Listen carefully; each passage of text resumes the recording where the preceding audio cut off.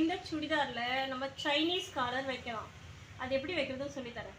காலர்னா இதிலேருந்து இந்த ரவுண்டு இவ்வளோ தூரத்துக்கு மட்டும்தான் வரும். அதை எப்படி கட் பண்ணுறது, ஸ்டிச் பண்ணுறதுன்றதை இப்போ நான் சொல்லித்தரேன். இப்போது 3 inches ஹைட்டு ஒரு தோராயமான அளவில் ஒரு ஸ்ட்ரெயிட் ரிப்பன் வெட்டியிருக்கேன். இது எவ்வளோனா 3 inches இருக்கணும். இது எதுக்காகனா காலருக்காக. இப்போ என்ன பண்ணணும்னா இதை மடிச்சுட்டு திரும்ப இதை கீழே கொண்டு போய் மடித்து ஃபஸ்ட்டு இந்த ஓரங்களில் குண்டூசி குத்திக்கோங்க. குண்டூசி குத்துறது மடிப்பு விலகாமல் இருக்கிறதுக்காக தான் இந்த மாதிரி நாளாக மடிச்சிருக்கேன். தெரியுதுங்களா? இன்னொரு தடவை காமிச்சிடுறேன். ஃபஸ்ட்டு என்ன பண்ணேன், 3 inches ஹைட்டில் ஒரு துணி எடுத்துட்டேன். நீளம் வந்து தோராயமாக தான் எடுத்துருக்கேன், கரெக்டான அளவு எடுக்கலை. இதை 2ஆக மடித்து திரும்ப இதை 4ஆக மடிச்சுட்டு அன்இவன் இல்லாமல் ஈவனாக மடிச்சுட்டு இந்த இடங்களில் பின் குத்திக்கோங்க. இப்போ நம்ம தச்ச ட்ரெஸ்ஸை கொண்டு வாங்க.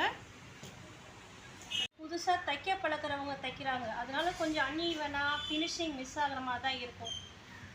சர்வீஸ் உள்ள டெய்லர் தைக்கிறது இல்லை, அதனால கொஞ்சம் வீடியோஸில் இந்த தையெல்லாம் கொஞ்சம் கோணமானலாம் இருக்கும். அதை நீங்கள் எதுவும் தப்பாக நினச்சிக்கிறாதீங்க. அடுத்தது இந்த டாப், தச்ச டாப்பை எடுத்துக்கோங்க. எடுத்துட்டு இந்த எஜ்ஜு ரெண்டையும் ஒன்றா சேர்த்துக்கோங்க. இந்த சென்டரை இப்படி பிடிங்க.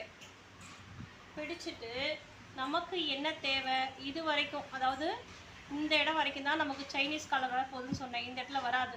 அப்போது இந்த முழு அளவில் பாதியை பிடிச்சிக்கோங்க. இந்த இடத்த பிடிங்க.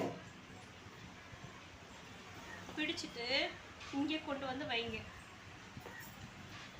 வச்சுட்டு இது எனக்கு போதுமான அளவு அப்படின்னு மார்க் பண்ணிடுங்க. தையலுக்காக ஒரு 1/2 inch எக்ஸ்ட்ரா எடுத்துட்டு ஒரு கோடு போட்டுக்கோங்க. திரும்ப சொல்கிறேன், கவனிங்க.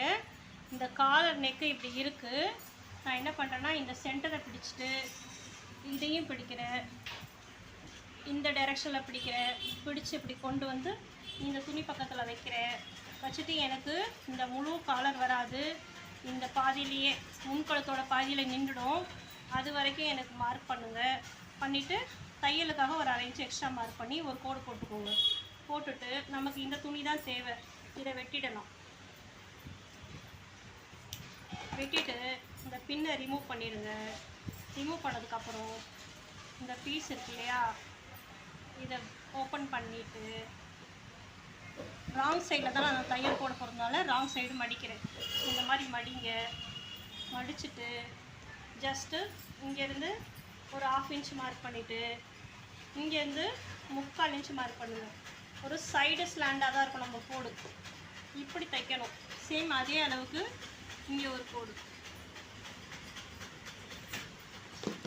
இப்போது இந்த கிராஸ் லைனை நீங்கள் தைச்சிட்டு வரணும். கோடு போட்டதில் சைடு ஸ்லாண்டிங் தைச்சிட்டு வந்துட்டாங்க இல்லையா, இதை இப்போ நம்ம டர்ன் பண்ணிக்கலாம். டர்ன் பண்ணிவிட்டு இந்த ஷார்ப்பை நல்லா எடுத்து கையால் நல்லா தேய்ச்சி விட்டுக்கோங்க மடிப்பை. அயன் பாக்ஸ் இருந்ததுன்னா ஒரு தடவை அயன் பண்ணிக்கிறது பெட்டர்.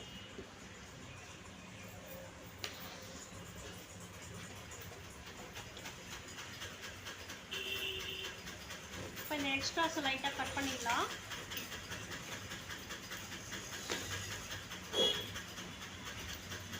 பாருங்கள்.